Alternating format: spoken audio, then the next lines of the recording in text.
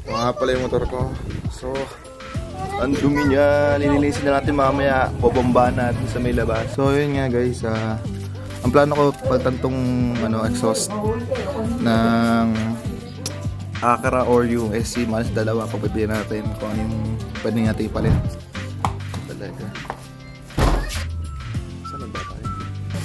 May chop suey po tayo. May chop suey. Pabili nga po chop suey. Dito kami nabili ng ice cream. Ay, pangit ka!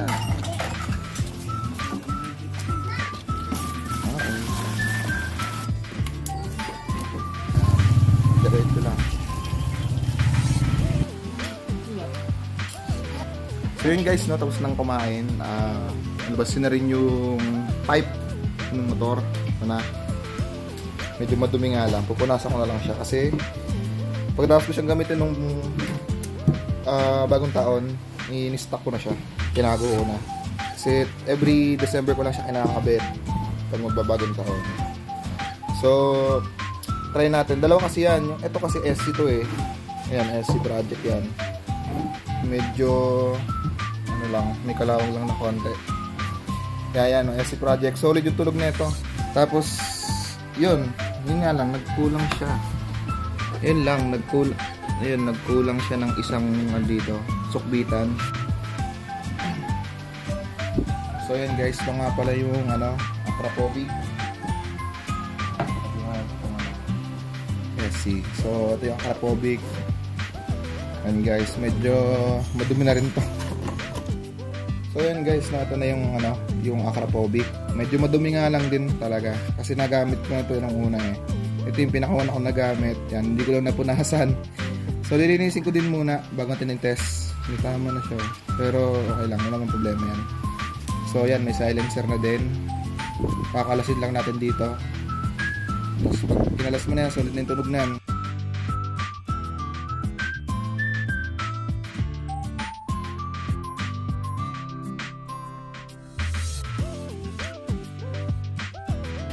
So yun guys, no, medyo nalinis naman natin siya na konti kahit pa paano. Medyo nawala na yung alikabok at putik niya. Medyo pumogi na konti. May tama lang siya yun. Hindi ko lang saan yan. Baka doon sa may dito. So yan, ito itsura niya. Pogi. Pati tunog pogi.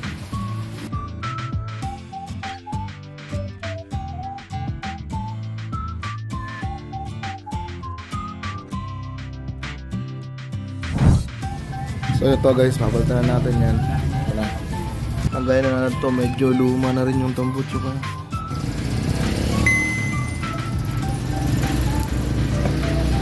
Sige, sabi mo sa akin pagka ko na.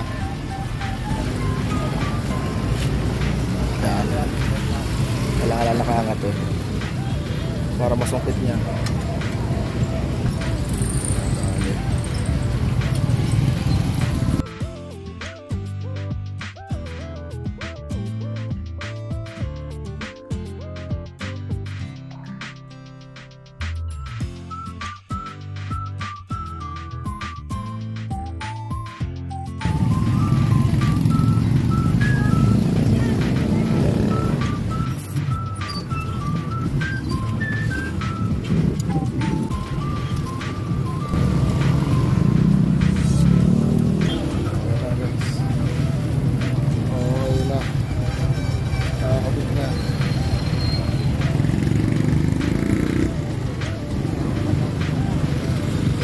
Test drive.